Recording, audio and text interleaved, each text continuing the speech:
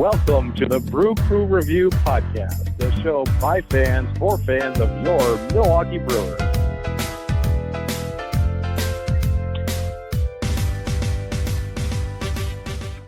Hello, Brewer fans, and welcome back to another edition of the Brew Crew Review Podcast. This is podcast number 108. I'm your host tonight, Vince Travato, joined here on the set by the great man himself, Mr. Scott Bartell. Scott, how are you tonight? Doing all right. How about yourself? Yeah, I'm doing great, man. Doing great. Do we have our fellow co-hosts? I know you keep track and try to get these guys on the air. Are Craig and Chad joining us tonight? Actually, I don't know. I talked to Craig. It sounded like he was either at in the middle of like some war-torn country with heavy fighting or a children's playground. I honestly could not decipher which it was. He knows that he had to work tonight for our podcast, right? I mean, we are professionals now, so I don't know if he knew that we were scheduled, but tonight is the night. So, Chad actually let me know that he's prepping to teach America's youth now. So this is sort of his busy time. So he did request a brief hiatus from the show. Actually, by busy time, I thought it was because of football refereeing, because I saw a picture of him on Facebook posing like the statue on the Heisman Trophy in his football referee uniform. And he was celebrating the fact he's been a referee for 20 years now. Oh, wow. Yep. Yeah, that's also incredibly possible. That in addition to teaching America's youth, he's also refereeing them. So, yeah. Oh, yeah, okay. Well, there we are. So, okay, well, we've got the two of us at least, Scott. So the Brewers, just to recap here, since our last taping, we had a series on the road in St. Louis against the Cardinals, and unfortunately lost that series. We went 1-2, and then a series against the Diamondbacks at home over the weekend. The Brewers were 2-1 and did win that series, overall 3-3 on the week. Scott, I think that you nailed the pick on the week for the record. What were your thoughts on the two series? And let's start with the Cardinals. Cardinal series, man, thank God we got the last one, because getting broomed would not have been cool. But no, overall, I mean, I was actually surprised our pitching wasn't terrible, but our hitting really hasn't shown up. So, Brewers were no hit. I think it was through 6 or 7 innings in one of the games against St. Louis? I think it was later than that. I think it went to that. Yeah, I think through 7. So through 7. I think into the 8th. Okay. Yeah. That's right. Yep. Yeah, that was kind of brutal, but what can you do?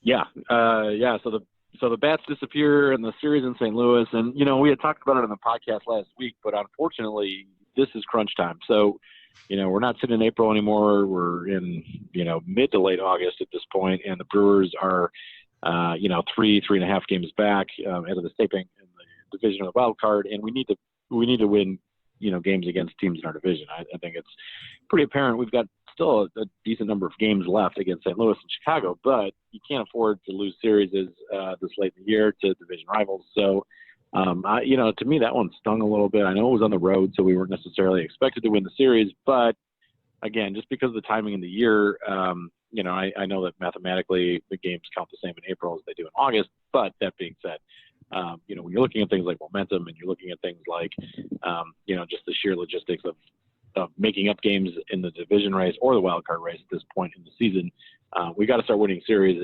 especially against division rivals. So that was a disappointment to me. We can jump right away to Arizona. It was great. We got off to wins both on Friday and Saturday. Lost the Sunday game, unfortunately. I'm pretty content with the series win at this point. I'm not expecting that we're going to sweep every series. Obviously, that would have been nice on Sunday, but came up a little short. What were your thoughts on the Diamondback series, Scott? Diamondback series was sort of a little bit more of the same, really. I mean, if you look at it, I mean, I'm thrilled that we got 2 out of 3. I mean, that's definitely good. But yeah, the first game handled things, I guess. The pitching was significantly better. I mean, we gave up a total of 6 runs in the 3-game series, right? So that much. You can't expect anything more out of that. Yeah, but we only scored 12 runs. Yeah. Yeah, total. And then going going through the rotation, I guess, this last time around, we saw really good performances. Jordan Lyles has been pitching great, actually, since he was acquired, for the most part, at least, at the deadline by David Stearns and the Brewers. So kudos to Jordan Lyles for continuing his pitching. Zach Davies, not so much. He had a really rough game on Sunday. What do you think? And we should get into maybe some news here on the team first before we get into kind of analyzing the starting pitching a little bit more. But the Brewers did make some moves this week, some roster moves, and some ones that I think were a little surprising. So the Brewers designated for assignment opening day starting pitcher Ulyss Chassin, who was a big part of our playoff run in 2018. He has since been released since his DFA. He has been injured and is injured right now, so perhaps it's just was to free up some roster space. But surprising nonetheless, the Brewers also, placed pitcher Jeremy Jeffers on the disabled list, recalled pitcher Ray Black in his place, and sent down outfielder Ben Gamel to AAA San Antonio, and recalled infielder Corey Spangenberg, who made his Brewers debut on Saturday, and as a side note, became the 874th guy in Brewers team history to wear the team's uniform here in Milwaukee. But what were your thoughts on the roster moves? And then let's talk about the starting rotation and what that looks like now.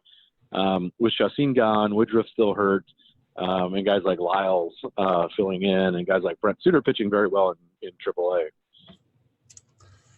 Oh, there's kind of a lot to unpack there, so I'm bound to forget at least 2 or 3 of those points. So you may have to. Yeah, no, I get excited during our podcast. Yeah, so yeah, sorry about that.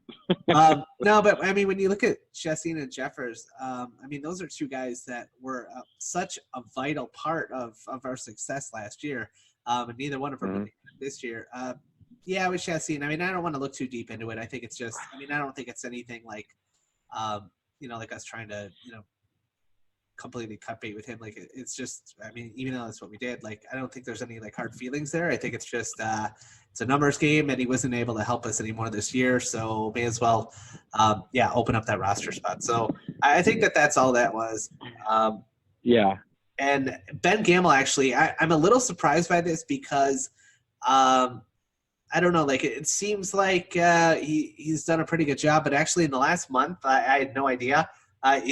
In the last month, he's hit a buck 76, so definitely scuffling. And I don't know how he's completely unaware of it, but just hasn't been able to put it together lately. So why not set him down, let him get right there? No sense in continuing that trend at the major league level. I mean, like you said, this is our absolute crunch time. I mean, the next 2 weeks. Really this week especially are really going to decide things.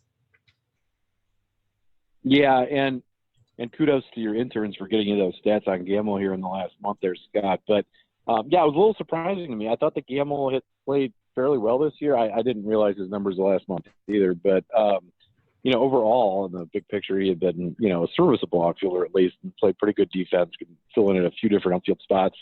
It was a little surprising. That being said, Corey Spangenberg, he has a track record, at least a little bit of one, by being a 3 or 4 year major league veteran in the majors with San Diego before this, and had been hitting well at AAA. Maybe you try to get a hot bat in here. And, one caveat to all this is that the rosters expand again, in fairly short order here in 6 days at this point on September 1st. So you do have all these guys eligible to come up when rosters expand again. In just a couple of days. So my guess is that you're going to see Ben Gamel and others back in the big leagues fairly soon when the rosters expand, since they're already on the 40-man. And I guess just to get back to the point on Ulyss Chassin, who we were just discussing, he is a free agent at the end of the year. So by him being injured, I guess that if the Brewers really didn't think that he was ready to come back at any point to be helpful to the team this year, it would make sense to just free that roster space. So it's not like we lost his services for next year, since he was already going to be a free agent. Right. And I think Gamel, he might actually fall into this little area where I think since he was sent down, I think he has to stay down for like 10 days or something like that. So it's possible that he might just have to wait a little bit, but I don't think it counts as like an actual option for him if he comes up in the next like 20 days, I want to say, something like that. So should work out pretty well. Well, yeah, and I wasn't sure about that. So maybe you've done some research. I wasn't positive. I know that the 10-day rule is in effect most of the time. I just wasn't sure if that was still in effect after rosters expand in September. Is that still the case? So September 1st, you don't get to bring up the guy if they were sent down within the last 10 days? Because except in the event of an injury, I wasn't sure how that worked actually after September 1st. So you're saying that he's still going to have to be down until like September 4th or so, given the 10-day rule? I believe so, but it seems like every time we get these rules down, they change them on us. So there's a little bit of murkiness to it, I guess. I'd say I'm about 90% sure. How's that? Okay. Even with not good enough. Research. Not good enough for West Dallas or our paid sponsors like Benno's at this point. But yeah, okay, sure. We'll roll with it. So let's put on our optimist hats at this point and say, all right, the Brewers go on a little bit of a run here over the next, few weeks. We're right in it. Say that we're looking at, we're within a game or two games going into the last week of the year. Who do you think the Brewers are going to rely on in that rotation at this point? Scott, given the injuries and given the guys that maybe or maybe not coming back at this point, and again, just to reemphasize, Brent Suter had a great outing last night again in San Antonio. He's, I think, thrown 4 games down there and pitched outstanding in all of them. I think last night he went 4 or 5 scoreless innings with the Mission. So he's been pitching really well, and I had a chance to catch up with him a little bit on Saturday night. He said his arm was feeling great. He said that he's been missing Milwaukee. He's very excited to get back. Do you think we're going to see Brent Suter return to either the bullpen or the starting rotation before the year's out? I think so, actually. I don't see any need to rush him back or anything like that. Like if let's say, in the middle of September with a couple weeks left in the season, if we were basically out of it at that point, I'd still bring him up, because if he's ready, he's ready. I mean, what difference does it make? Like, let's see what he can do. I mean, why not? And he's definitely itching to get back. He's been gone for over a year now. All year, yeah. Same thing with Jimmy Nelson could be back. Woodruff could be back. So there's a lot of things that could definitely happen. I mean, Adrian Hauser has had some gems lately, actually. So yep. It could wind up being an interesting rotation. I mean, it just might be one of those things where, I don't know, I forget what it is. It's one of those like Vince Lombardi quotes, like, we didn't lose, we were just behind when we ran out of time or something like that, or I don't know. It could be like that. Yeah. I don't know if that's a quote, but fair enough. But sure, he worded it more eloquently. He always does. But I think we're also going to be adding, obviously, to the bullpen with, some guys who are currently in AAA when these rosters expand. I think you're going to see Jacob Faria back in the big leagues. If I had to guess, we're probably going to see guys who've been up and down all year, guys like Aaron Wilkerson or Taylor Williams back in the big leagues. Ray Black stays up. Guys like that. I don't know who else that we have in AAA that we have not seen yet might get called up. I don't think that there necessarily is anybody in that category at this point, but certainly we're going to see some guys added to the bullpen, just if nothing else, to get some fresh arms for the team down the stretch here for the last 4 weeks of the season. Guys like Chase Anderson and Gio Gonzalez. Chase has really struggled, it seems like, and so has Zach Davies, unfortunately, his last few starts. Gio's been a little bit more stable, but he's had a rough outing here as well. So how do you see things shaping out if the Brewers need a pitcher, all hands on deck, win it or you're done type of scenario? Say that we're in the last week of the year and we're facing elimination, or we're one game back. We've got to pitch one guy. Who are you going to put out there right now, given the current injuries? You said something if we need one game at the end of the year? Yeah, like say that we're going into the last week of the season and we are either like one game back facing elimination, or a scenario like a game 163 like we had last year against the Cubs. Who do you throw right now as our best starting pitcher who's currently available and healthy, or who will be available and healthy by the time that we get to that point in, another 4.5 weeks. I certainly hope that Woodruff is back, and not only back, but back to his old self. So yeah, he'd be the guy that I would go to. But I guess the other part is when we're talking about all these bullpen names, I mean, you're talking about how many people are going to be in that bullpen. I mean, like usually like a heavy bullpen is like 13, but then when rosters expand, like don't be surprised if, you add like 3 to 5 more. I mean, yeah. So with that in mind, I mean, it definitely opens back up the option for the bullpen game. Wouldn't be surprised if something like that happened. It really just depends on the timetables of some of these guys that are injured and how soon they're going to be able to contribute.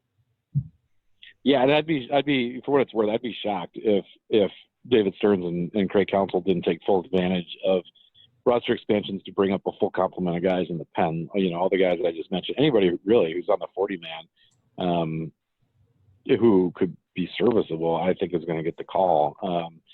So, I mean, I think that September is all hands on deck. Definitely guys like Freddie Peralta will be back. And I just assume that there's going to be a full complement of guys in the pen. I don't think it's going to be like some years where we call up 2-3 guys where, we're seeing 27, 28 guys. I think it's going to be closer to 35, 36, 37 guys on that team at the end of the year, just because we might as well. I mean, there's really nothing to lose by doing that at this point. So it is an option, and it is something the Brewers might want to consider. I guess to answer my own question, from my perspective, I think I would throw Gio right now, just given the fact that we don't really know Woodruff's status with his injury. Did you talk to our anonymous source, Tom Carter, about Woodruff and when his timetable might be for returning? Because then our anonymous source, Tom Carter, mentioned something like he had some inside knowledge about that. For who? I'm sorry. I was trying to get over. I just heard Tom Carter's full name, and I was really. He didn't wanted to remain anonymous, so I thought you were just going to say Tom, but then when you said Carter, like I was a little taken aback. No, I was just saying our anonymous source, Tom Carter, I thought said something about he knew when Woodruff was coming back from his injury. Did you hear him say anything about that? He actually alluded that how the Brewers play in the next 2 weeks is going to determine if Woodruff comes back. So interesting. Yep. It's not great news, but hopefully we'll just have a good couple of weeks here. Yeah, well, let's hope so. Yeah, and it's going to be interesting again with all these interdivision games. The Brewers are really going to have to make some noise against teams like the Cardinals and the Cubs. So it'll be very interesting here down the stretch, or it'll be very uneventful if the Brewers, continue to lose series or 3-4 games back throughout this process. So we've been playing 500, just kind of hovering there. We haven't, and this has been going on for 2 months where we haven't really been bad enough to fall out of contention or good enough to really make a run. So it's kind of frustrating. And I think that we talked about it in one of the podcasts a week or two before the trade deadline, where we kind of were hoping that the Brewers would either solidify themselves as a true contender and then go make some moves that really brought in some top tier talent at the deadline, or unfortunately fall out of contention to the point where we at least knew that the team wasn't going to be in contention, so that we could either deal guys or at least know what we were getting into, instead of this kind of weeks where we continuously go 3-3, it seems like, or win 4 out of 5, but then we lose 4 out of 5. And it's like this 500 treading water, team for the last 2.5 months. It's been a little frustrating, I think, for most Brewer fans. Yeah, no, I mean, like you said, I mean, we either wanted to obviously make a run and put ourselves in a great position, or just fall all the way out of it and be like, hey, all right, let's get something for Grandal, let's get something for Moose, let's do something like that, because I mean, it is both of those guys have mutual options for next year, right? So I mean, right. And since both of them were all-stars, these are guys that are still going to be looking to get paid. So I don't know that they're going to rely on a one-year deal again.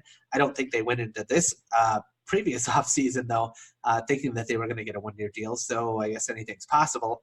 But, it's definitely going to be an interesting couple weeks, I guess. But, yeah, no, we did neither of those things. We just, hung around. And, I mean, the good thing is, I mean, with all the injuries and all of the players that have really scuffled that were so good last year, I mean, as of like as of this taping, I think we're like 2 games out of the wild card or something. So, I mean, we're right there.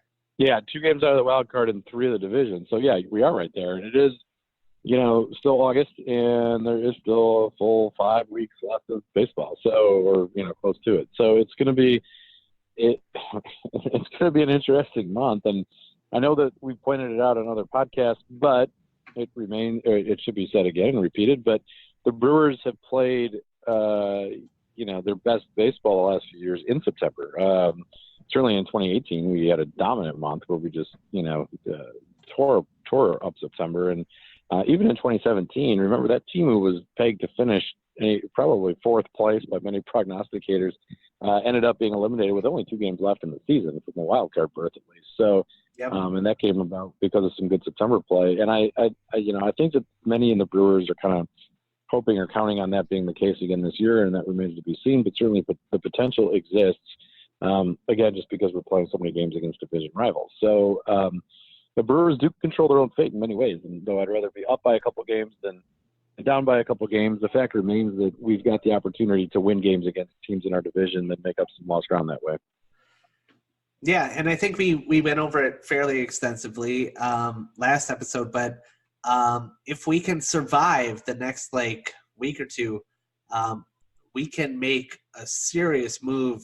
We got some cupcakes in September that we can clean up on. So, we really haven't had the 10-game losing streak or the 10-game winning streak. This whole year, like you said, it's been pretty much just sort of, win a couple, give a couple back. It's just been a whole back and forth. But it's definitely something where we have the potential to make a big run in September. We just got to get through the next couple of weeks. Yeah, and I think that you're right on. And it should also be said, I don't think the Brewers have played their best baseball this year yet. Do you? I mean, I look at the team, I see a lot of talent, but outside of maybe literally the opening week of the season, I don't know that this team has really put it all together at the same time. We've had, little glimmers where you've got some games where the team wins in dramatic fashion and puts it all together, but then again they lose, and then it's right back to where we started from. And I just don't think we've gone on a roll or been playing our best baseball at any point this season yet. No, you're absolutely right. I mean, it seems like there's always 3 of our 8 guys on the lineup are scuffling massively. Yeah. It seems like there's always half of our starting rotation is just you just have no faith that they're going to be able to put up a quality start. Our bullpen, right? It has been basically the reason why most Brewer fans have heart conditions this year, because it's been every single time it's been a white knuckle kind of thing going on, and it's been wild. No, we definitely have not played our best ball. But here's the thing: we have 30 games left or something in the year, 30 some games. If you're gonna play your best ball, you better hurry up and do it. Well, yeah, and that's exactly right. So, we'll see. That should be an interesting few weeks, as always. In Brewersdom, we have not had many years where we just run away with the division. And I know we said it before, but I don't think it would have been a wise statement to say that the Brewers were going to run away with this division by any stretch. So again, even though we have not put it all together, we're still kind of right where we had hoped or thought we might be, which is within a couple games of both the division and wild card at this point. So it should be interesting as always. Scott, so let's switching gears just a little bit. I had a chance to go down to San Antonio to see their final homestand of the year this past weekend. Great time. Great to be down in San Antonio for the second time for me this season. So, the missions are also within a couple games of the playoffs, but also had a chance to see a lot of guys who have been with the Brewers this year. Had a chance to talk to guys like Kyler Saladino and a guy who was up last year, Nate Orff, and Brett Suter and others. And, everybody's really tracking on the Brewers this year. I think we still have a lot of talent in AAA. Our offense has been really good down there, and the Brewers have made some signings recently. Guys like Austin Ross been hit well in their brief tenures in the Brewers organization. So do you see anybody that's a surprise that might come up when rosters expand in September right now? Surprise. I think that everybody you just mentioned is probably going to be up. Yeah. I think. And some guys we'd have to make a roster move. That was the thing, but that did just happen with Corey Spangenberg. So we've seen that David Stearns is willing to kind of think outside the box a little bit. All of a sudden, well, Eulis Chassin, our opening day starter, was DFA'd to make room for Spangenberg on the 40-man. And who knows what other surprises David Stearns might have up his sleeve. Yeah, I mean, I would expect just about everybody on the just about like it's going to be an all hands kind of thing. Like if you're on the 40, like you're coming out. Like that's just the way I think it's probably going to go down. Yep. Yeah, no, I tend to agree. What about Troy Stokes? Any chance we'll see him? Maybe. He's been scuffling a little at the plate, but not bad enough where it's not out of the realm of possibility. I think that he might be a kind of a sleeper pick to come up. Plays great defense. You want to go glove this year, or last year, I should say. That's where I think he fits in. I mean, you can't have enough Gold Glovers. Yeah, and we could very well see him. Tyrone Taylor might be another guy that comes up who's been hitting a ton down in AAA this year. So certainly we could see guys like that. I think we'll probably see guys like Tyler Saladino come back up just because, again, they're on the 40-man. So it doesn't make any sense to not bring them up really. And we'll probably see the return of Travis Shaw again to Milwaukee as well. I'd be surprised if he wasn't there. If nothing else, he provides a left-handed bat with a bit of pop off the bench, even though he obviously has had a very bad year for Travis Shaw standards. But I'd be really shocked if we didn't see him back in Milwaukee by the end of the season after rosters expand. Yeah, no, I agree. So what about Jimmy Nelson? That's one guy we should talk about a little bit more. He is currently with the Missions. Do you think that we're going to see Jimmy come back after rosters expand? Really depends on how he's pitching. I think that he should be back either way. Like he was, obviously he was out for he's been out for so long and then he came back. I mean, he's done a lot recently, I guess, for this organization. Like I'd like to see him back up. I don't know if they're going to relegate him to like, okay, well, you're going to be like, you're only going to toss during garbage time or something like that. Like, it really just depends on how effective he is. I don't know. Did you get to see him down there in San Antonio at all? I saw him, but he didn't pitch. He was just sitting in the bullpen. Was sitting right behind him actually, but didn't get to actually see him get into a game. I saw Diolis Gara, who threw one inning, I think, for the Brewers all year. I saw him pitch. So he came in relief. I'm trying to think of other guys that were guys on the big league level this year that pitched when I was down there. I think that was it. Guys who had actually been in a Brewers uniform. So no, Jimmy didn't pitch when I was there. I mean, I thought I heard he was doing all right there. So I mean, well, Scott, you've got interns that can look up these stats for you. Just so you're aware. Yeah, I don't know. I don't trust him. I mean, from what I see here, I'm like, I mean, he's doing okay. Like he's doing okay, but not good enough to be put in a high leverage situation at the major league level yet. Yep. I agree, and you alluded to it. I think garbage time. Games that were up or down a bunch are games that we're going to see Jimmy pitch. We saw Hernan Perez pitch in a game again recently, actually out here in Washington D.C. And those types of opportunities would be great to see a guy like Jimmy face big league hitters again, and hopefully we're up a bunch instead of down a bunch during those times. But I think that those might be better opportunities for guys like Nelson. Just he's had another lost year mostly because of the injuries, and he had, I think, 3 starts, and then he had a bullpen appearance, and then he got injured again. So then he's been, either rehabbing or pitching in the minors or on the disabled list. So I don't think he's necessarily ready again for prime time yet. But, plus, I mean, well, in his circumstance, I guess, I'm less reliant on like the stats that he's putting up in AAA because I'm more concerned with like. I'm pretty sure that when he did get sent down, like they had a very specific plan for him of things that they needed him to work on. And like I'm sure that there's, looking at everything, like tinkering with, his delivery, his arm slot, like, I mean, just about anything. So, while that's a work in progress, like I'm less concerned with the results and more like the results on paper, I guess, than I am with him being able to do that. Like if he's able to replicate, obviously what he did 2 years ago, then he's going to be successful.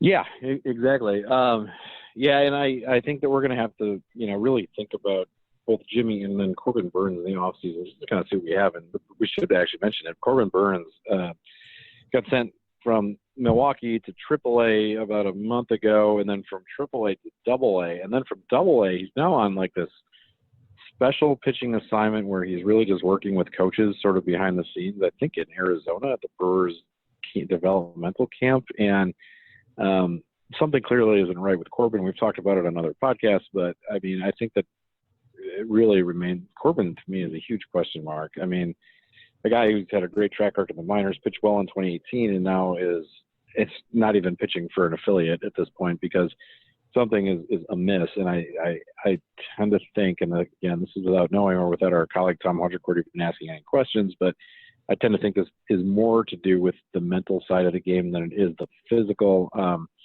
Just because you don't lose talent that quickly at all levels. So I think that both Jimmy Nelson and Corbin Burns are going to be major question marks coming into 2020 that I'm sure going to spend some time on in podcasts to come in the offseason here. Well, I can tell you this, that if we did think that there was some kind of, mental like kind of issue or some kind of like blocker that's just preventing him from executing the way he did last year, the last thing I would want to do is send him to 3 different levels to figure it out. Like, let's just get him somewhere, like settle in and like get him right. Like, you don't want to mess with him and bounce him around across the country. Like, I mean, that's the last thing you want to do. But no, I really think that the good news is he's so young. He has a devastating slider. And he can hit 95 plus on the gun. Like, you don't give up on people like that. So I fully believe that Corbin Burns is going to figure it out. It's just it's more of a matter of when than if. Good. No, and I hope to share in your optimism. I think that I'm just hopeful that we can figure it out this offseason because I think if it extends too much further down the line, and say that we're having this conversation in June or July of 2020, that perhaps at that point, that's when the Brewers might have to really make some serious decisions regarding his future. So, you can certainly put up for, with a guy with that kind of talent, you can certainly put up with a bad season. But I think when you start talking about multiple seasons, that's when it really becomes an issue. So we'll see. And we'll talk about that on future podcasts to come. But so in the short term here, let's get into the week now. And the Brewers are at home for 3 games against the St. Louis Cardinals, and then we go on the road for 3 to Chicago against the Chicago Cubs. What do you see for us here in the week to come here? 6 games total, 3 against each team. I don't think you're gonna like my my guess here. Like it's only it's not up to me. I mean, it's your guess. It's okay. I'll say this. I think I've only actually predicted a sub 500 week once this whole season, but you can double that now because I'm predicting that we go 2-4. I just think, not that I think these other teams are better than us. I just think that they're catching us at the right time. We're just not healthy. We're scuffling. We haven't quite put it together. Yeah. But having said that, it seems like the Cardinals are figuring it out, as we go into September. Go figure. And then, but the Cubs, they've had some injury issues too, and they're kind of scuffling too. So maybe playing them at the right time. So maybe we'll be able to sneak in. But I believe since that series at Wrigley, that's why I said that we're going to lose both series. So okay, all right. So 2-4. Sorry. Okay. No, it's okay. Prove me wrong. Prove me wrong. I hope so. I'm gonna be slightly more optimistic, partially just to be different. I'll say 3-3. Yeah, I'll say 3-3. I think that we're going to lose. Boy, yeah, we could really go 2-4, couldn't we? I think that we win 2 of 3 against the Cardinals and 1 of 3 against the Cubs. Yeah, we'll go with that. So, okay, we'll say 3-3 on the week. If I would predict the 3-3, I would have flipped it. Mm-hmm. But I'm not. Flipped it, and then 2. Yeah, take 2 from the Cubbies, and then 1 against the Cardinals. Yeah, but if I was optimistic, if I was thinking with my heart, but I'm not. So 2-4 it is. Okay, well, fair enough. I mean, you have the liberty to choose what you like. All right, well, those are our predictions. We will have to get back to you on social media with our colleagues' predictions from Chad and from Craig. Speaking of social media, please don't forget to give us a follow on Twitter at Brew Crew Review 1. Give us a follow on iTunes. You can find our show on there, and then make sure you send in any email questions. Yeah, any questions via email to us at Brew Crew Review Podcast with an S at gmail.com. Scott, I'm going to throw it to you now. Do you want to go through our mailbag here? What do we have for questions from fans? We've got a little bit of time yet. Why don't you find us one of our questions we've been meaning to get to here for several weeks? Okay. Let's see. I did have one queued up. I'm just trying to pull up to see where it's from. I remember the question, but yeah. Here we go. All right. Just have the interns pick one. Yeah, it's fine. Okay, this one is from here we go. Chad O in Milwaukee, Wisconsin. Chad says, which team do you fear the most when it comes to the division this year? Are you more concerned with the Cubs or the Cardinals? Oh, interesting question, Chad from Milwaukee. I will. Man, I'm gonna say the Cardinals, and the only reason I say that is because they seem to always play well down the stretch. They're a great September team. I know we got them last year in September, but we also got the Cubs last year in September too. So I'm gonna go with the Cardinals, and I just think the Cubs have been, like us, unfortunately, very inconsistent this year. There's definitely some holes to exploit on that team. I'll say the Cardinals. I would agree. And actually, like, when I look to see, like, I mean, you could just break it down. Like, the lineups, they're about even. Starting pitching, I actually like the Cardinals just a little bit more. And the bullpen, I definitely like the Cardinals more. So. Mm-hmm. Yeah, fair enough. And they've got a track record in September, and they're a well-disciplined organization. They've got some veteran guys down there. I give the nod to the Cardinals. Not even to take away from the Cubs, but I just think that the Cardinals have proven time and time again that you cannot take them for granted. And in September, taking them lightly, they come back and win in weird ways. They've got, even going back to years like 2006, an 85-win team wins the World Series because they get hot at the right time in September and October. 2011, again, Brewers dominated that year in the division. And I know that sometimes there's not consistency. Teams change all the time and personnel changes, but there are organizational philosophies that carry through. And I think that the Cardinals are the prime example of that, actually, in Major League Baseball, where they've got a team philosophy that kind of extends year to year despite changing personnel at times. So, and then you've got a few consistent or constant guys like Yadier Molina and other guys that just are always seeming to find ways to beat, teams that they're trying to beat for the division or the wild card. So, I'm going to go with the Cardinals as well. Yeah, I mean, they've done a lot of horrible things too, though. I mean, so that's whenever that's laundry list of horrible that organization has done to cheat, and I don't really like them. Oh, I'm not saying that. I'm just saying they have an organizational philosophy that allows them to win a lot of games in September and October, whatever it is. They somehow manage to win a lot in months that are critical. I mean, you remember last year, they fired Mike Matheny in July, and yet they still came back and were very much in contention until the last, week of the season. So it was kind of similar, but we'll see how things shape out. It's like we said, it's going to be a very interesting couple of weeks. Apparently, they were the only team that outbid us, I think, for Miles Mikolas. So, well. Could have used a guy like that in the rotation right about now, eh? Yeah, that's true. We also could use Wade Miley in our rotation right about now, and a bunch of other guys. But yeah, here we are, and this is what we got. So, yeah. I mean, hopefully Jordan Lyles just continues to be hot and winds up being the folk hero that Miley and Justine were last year.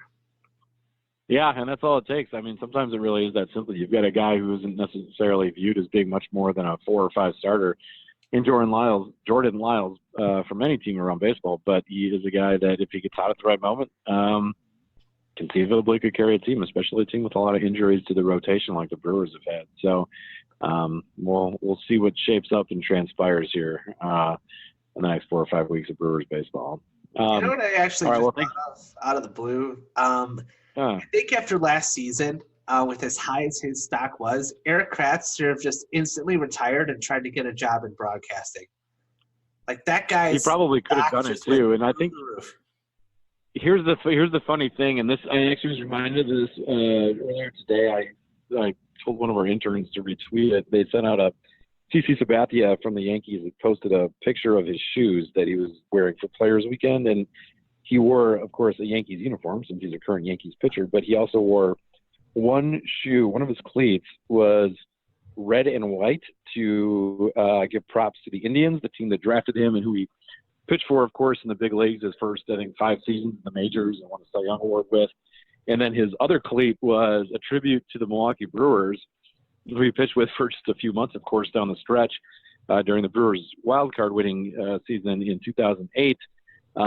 And you think about a guy like that, a guy like CC is, a Hall of Fame potentially level player who has had a long and storied career. But the fact remains, he still is a folk hero in Milwaukee, despite only pitching here from July to October, one season. And I think a guy like Eric Kratz, in his own weird way, is also going to be forever remembered in Milwaukee years later. A decade down the line, we're still going to be talking about Eric Kratz on some level in Milwaukee when we think back to all the good moments that we had in 2018. So I could definitely see a guy like Kratz coming back to Milwaukee, if it's not as a broadcaster, maybe even as a minor league coach or a bench coach, or if nothing else, a guy who comes back to the community to do things like autograph signings or whatever else. I think he's always going to have sort of a folk legend status in Milwaukee, much like CC did from 2008. Yeah, no, there's a few guys that have that kind of, status. I mean, if you think about it, Nigel Morgan, I think, definitely falls in that category. Yep. And then there's other guys that maybe they didn't obviously have the playoff success or anything like that, but they were just guys that stood out, and you were like, yeah, these guys really represent Milwaukee. I was going to say, Scotty, a guy like Rob Deere, who was at the game yesterday, actually, in Milwaukee, and was talked about on the broadcast. I happened to be still in Texas yesterday, yesterday being Sunday. Sorry, we're taping this on Monday. But driving from San Antonio to Austin, and I had the Brewers game on the radio in the car through the MLB app. And Bob Uecker had seen Rob Deere, and Deere was getting a standing ovation from the sections as he walked past on the Loge level. And this is a guy who hasn't played for the Brewers since 1990, 1991, somewhere in there. And he really does fit that motif of what we were just talking about. Yeah, absolutely. So, now, actually, did you get to see him at all or no? No, I was just listening on the radio. I was on a rural dirt road in Texas, honestly. Or not dirt, but, a rural road, a state highway in Texas. So now I just heard Uecker talking about it on the radio. But he was saying that the sections in front of his broadcasting booth were all giving Deere an ovation, and looked like Deere could still hit, according to the Brewers broadcast team. So. Yeah, well, I don't know. To me, there's certain players that I know. I guess Rob Deere is one of them. Randy Johnson's one. John Kruk is one. To me, those guys always have the mullet. They're always rocking it forever. I don't care. I still picture it. Like when you see John Kruk, doing whatever broadcasting he's doing now. I see him on, and I still I'm like, wait, is there a little Is there a little wisp of hair back there? Like, I think. Yeah, and he does actually. I can vouch. Actually, John Kruk does have a mullet still. In fact, I ran into him a couple of weeks ago in Philadelphia at a Phillies White Sox game. So he is a Phillies broadcaster, and he happened to come out. It was the Phillies day where they honored former Phillies, and so they had a bunch of guys there from the '09 Phillies team. So got a chance to see Paul Bacco and a couple other guys that we're familiar with in Milwaukee. But John Kruk was there as a broadcaster. So John Kruk, Larry Boa, Mike Schmidt, Steve Carlton were all back that day, and they retired Bobby Abreu's number. So they had a ceremony on the field with a bunch of these guys.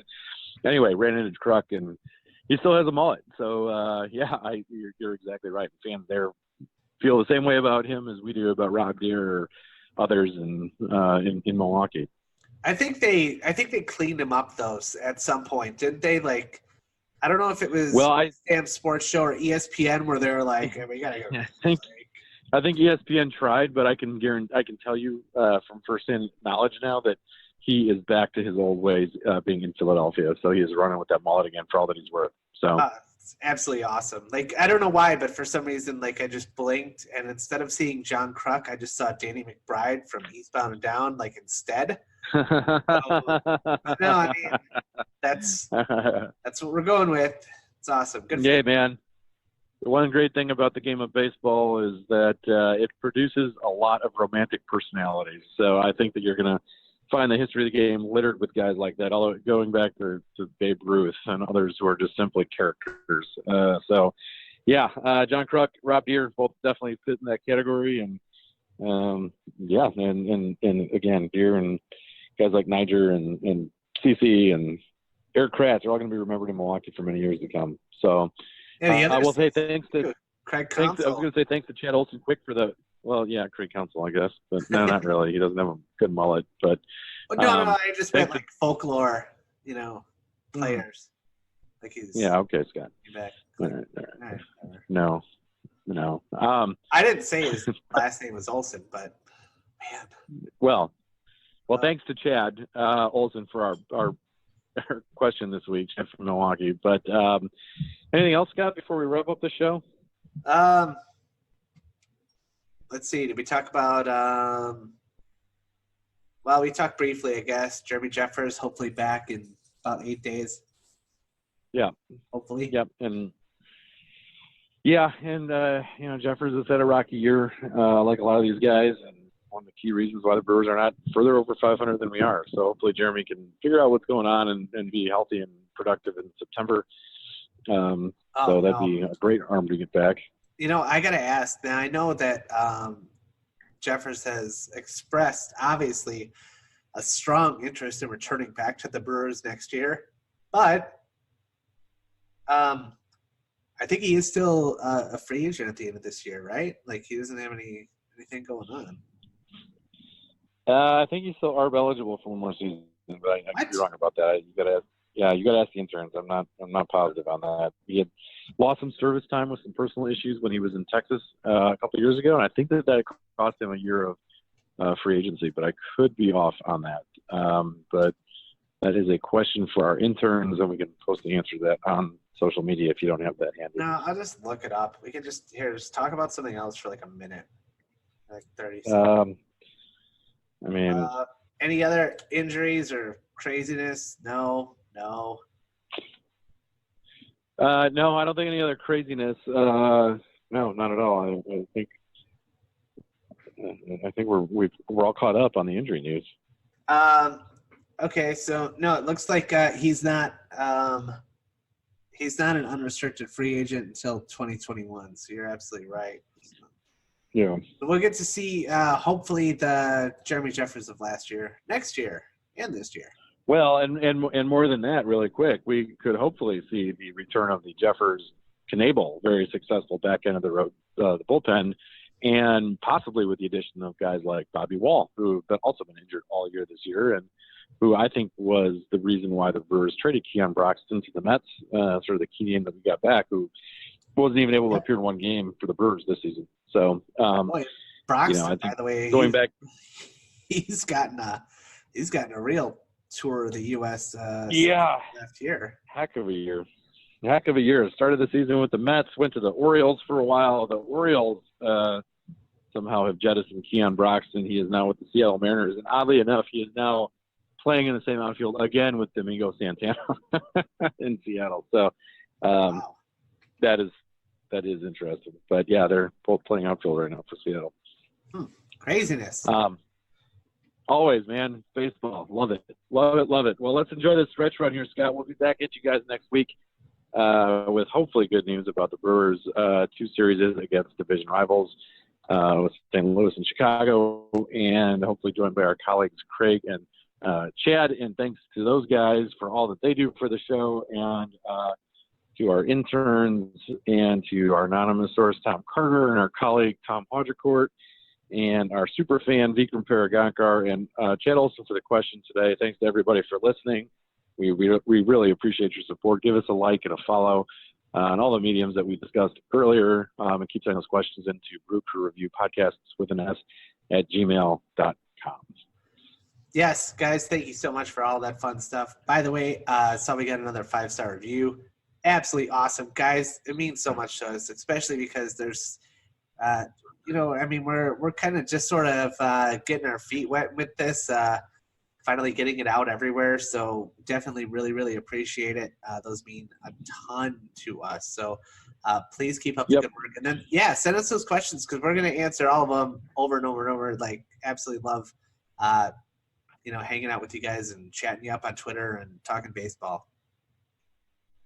Absolutely. And we'll continue bringing some more player interviews. We've got a number of player interviews in the docket that we're going to get to at some point very soon. Been kind of busy with the season, but we will get to that, especially as the offseason progresses. But I know that we've thrown it out there, but we will definitely be having former Brewers pitcher Seth McClung on one of our future podcasts, and former Brewers catcher Kevin Brown has also recently agreed to come on our podcast as well. So we're going to get those taped and out to you guys as soon as possible. So thanks again for the listen, guys. And I guess in the meantime, we'll hope for a good week of baseball and stay classy, Wisconsin, and go Brewers. Go Brewers. Dun, dun, dun, dun.